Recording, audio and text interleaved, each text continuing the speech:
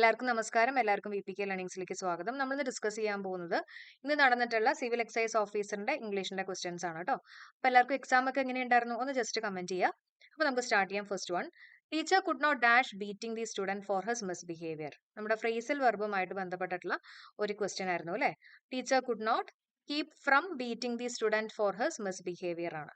Keep from എന്ന് പറഞ്ഞാൽ എന്താ? കീപ് ഫ്രം എന്ന് പറഞ്ഞാൽ teacher was unable to restrain themselves, അല്ലെങ്കിൽ ടീച്ചറിന് പിടിച്ചു നിർത്താൻ പറ്റിയില്ല എന്നുള്ളൊരു മീനിങ് ആണ് വരുന്നത് കേട്ടോ.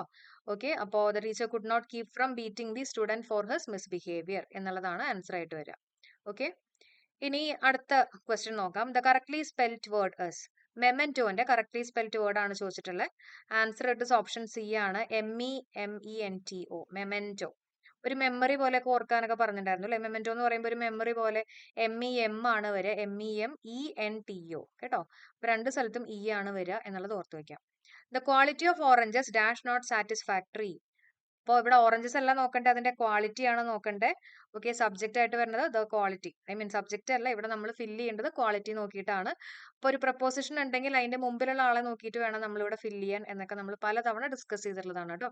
എല്ലാവരും നന്നായിട്ട് ചെയ്തു എന്ന് വിചാരിക്കുന്നു. അപ്പോൾ ഇവിടുത്തെ ആൻസർ വരുന്നത് the quality of the oranges, singular verb വേണം യൂസ് ചെയ്യാൻ അല്ലെ. ബാക്കി മൂന്ന് ഓപ്ഷൻസിലും പ്ലൂറലാണ് കൊടുത്തിട്ടുള്ളത്. നമ്മുടെ ആൻസർ ഓപ്ഷൻ എ വാസ് ആണ്.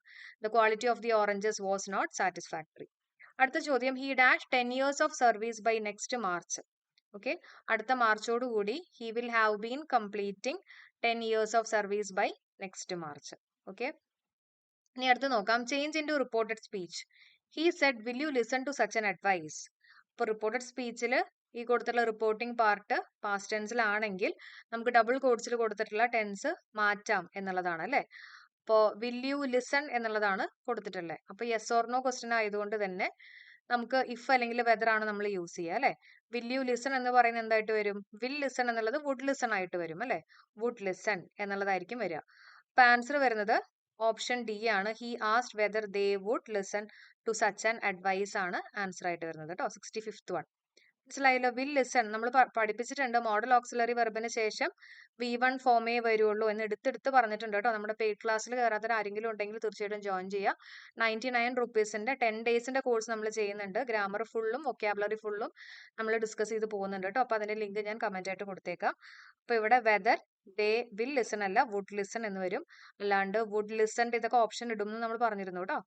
ഓക്കെ, അപ്പൊ കിട്ടിയെന്ന് വിചാരിക്കുന്നു. അടുത്ത ചോദ്യം, എക്സ്പാൻഡ് UPI. UPI എന്ന് പറഞ്ഞാൽ എന്താ? യൂണിഫൈഡ് പേയ്മെന്റ്സ് ഇന്റർഫേസ് ആണ്. It's option A, unified payments interface എന്നതാണ് ആൻസർ ആയിട്ട് വരുന്നത്. ഓക്കെ, അടുത്ത ചോദ്യം, none of us played the game well.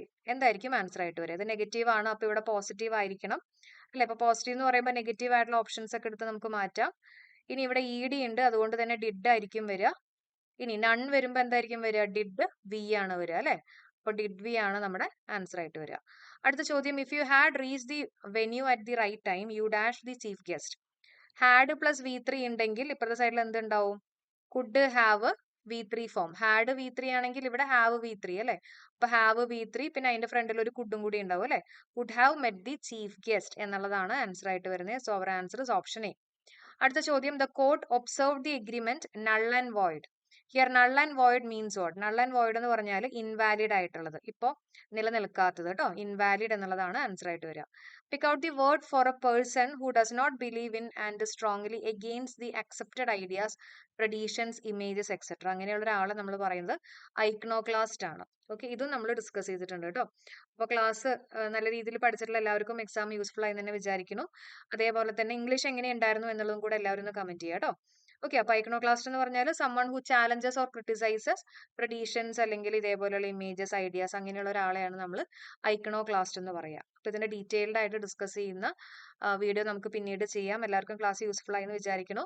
അതേപോലെ തന്നെ നമ്മുടെ കോഴ്സിൽ ജോയിൻ ചെയ്യാത്ത ആരെങ്കിലും ഉണ്ടെങ്കിൽ തീർച്ചയായിട്ടും കോഴ്സിൽ ജോയിൻ ചെയ്യുക. അപ്കമിംഗ് എക്സാംസിന് നിങ്ങൾക്ക് തീർച്ചയായിട്ടും യൂസ്ഫുൾ ആയിരിക്കും. 99 റുപ്പീസിന്റെ കോഴ്സാണ് കേട്ടോ. അപ്പൊ thank you so much. Have A nice day. Thank you all.